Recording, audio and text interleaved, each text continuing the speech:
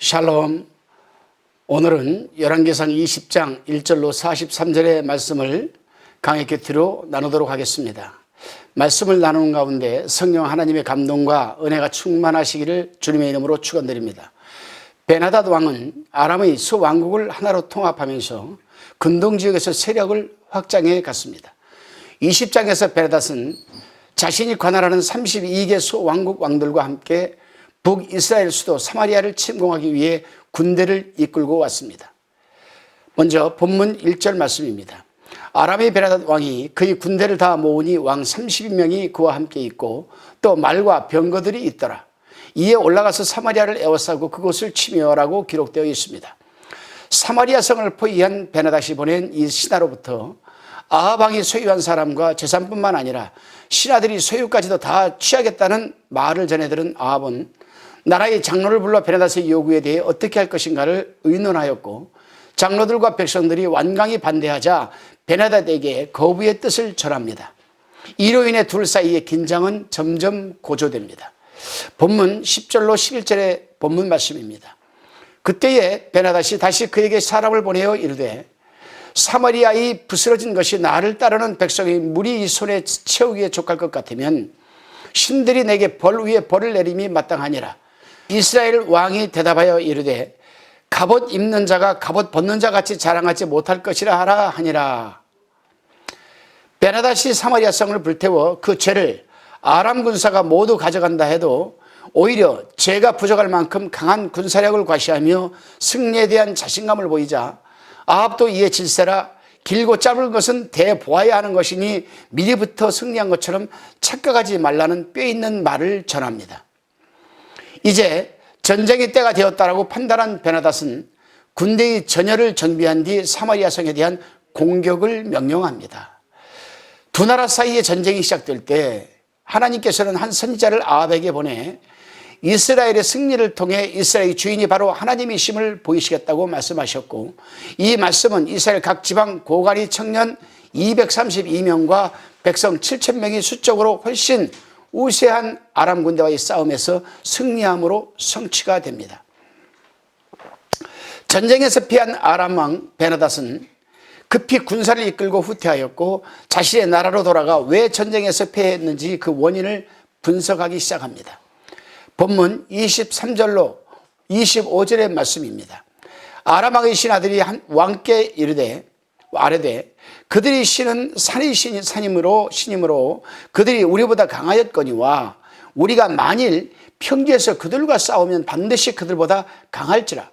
또 왕은 이 일을 행할 짓이니 곧 왕들을 취하여 각각 그곳에서 떠나게 하고 그들 대신에 총독들을 두시고, 또 왕의 잃어버린 군대와 같은 군대를 왕을 위하여 보충하고, 마른 말대로 병거는 병거대로 보충하고, 우리가 평지에서 그들과 싸우면 반드시 그들보다 강하리이다. 왕이 그 말을 듣고 그리하니라 라고 기록되어 있습니다. 전쟁의 패배에 대한 그들의 해석은 이러했습니다. 첫째, 이스라엘의 신이 산들이 신들이기 때문에 평지에 신을 섬기는 자들이 불리했고, 또 다른 한 가지는 32명의 소왕국 왕들이 방탕하고 무능하기 때문에 패하였다는 내용이었습니다. 따라서 다음에는 평지에서 싸움을 하고 소왕국 왕 대신 총독을 데리고 가면 전쟁에서 이길 수 있다는 결론을 내립니다. 그들은 무기를 보충하고 철저히 준비하여 다음에는 꼭 승리할 수 있다라고 확신을 하였습니다.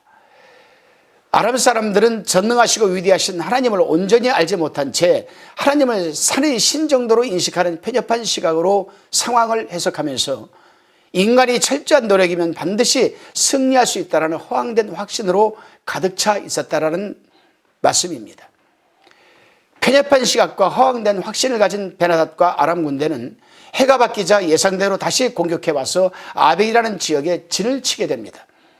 아벡은 도로변에 위치한 평지였기 때문에 아람 군대가 집결하기에 매우 유리하였습니다. 한편 이스라엘 이 군대도 군량을 받고 아람 군대 앞에 집결하여 진을 쳤습니다. 27절은 두 진영의 모습을 이렇게 비교하고 있습니다. 본문 27절 말씀입니다.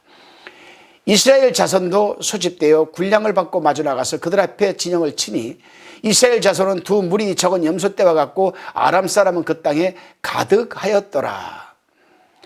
현격한 전투력의 차이가 있던 두 군대는 아벡에서 7일간 대치하다가 마침내 전투를 시작합니다. 그러나 결과는 이번에도 이스라엘이 하루에 아람 보병 10만 명을 죽이며 대성을 거둡니다. 설상가상으로 전쟁에서 피한 아람 사람들은 급히 아벡 성읍으로 도망하였는데 때마침 성벽이 그들 위에 무너져 2만 7천 명이 죽거나 다치게 됩니다. 죽음의 고비를 가까스로 넘긴 베라닷은 성읍 골방에 숨었다가 남은 군사들과 함께 이스라엘에 투항을 하게 됩니다.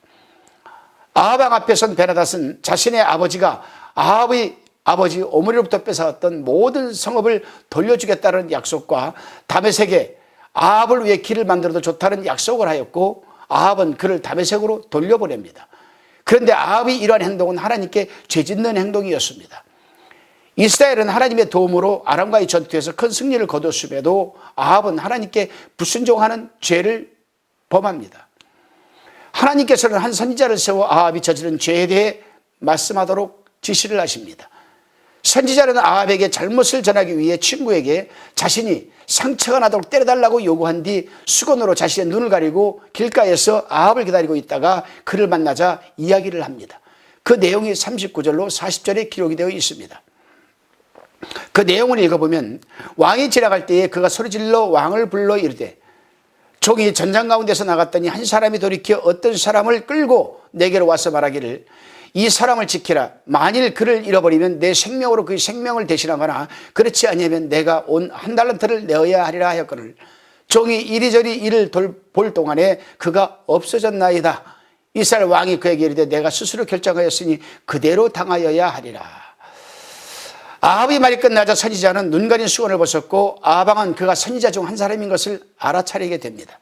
그러자 선지자는 하나님께서 아합에게 아람 사람을 다 멸하도록 말씀하셨음에도 그 말씀에 순종하지 않았기 때문에 결국 아합은 목숨을 잃게 되고 백성도 어렵게 된다는 심판의 메시지를 전합니다. 이 이야기를 들은 아합은 근신하며 사마리아에 있는 왕궁으로 돌아갑니다. 오늘 이 허락하신 말씀을 통해 불순종하며 악한 행위를 일삼던 아합까지도 특별한 은혜를 허락하시는 사랑이 많으신 하나님을 우리는 만나게 됩니다.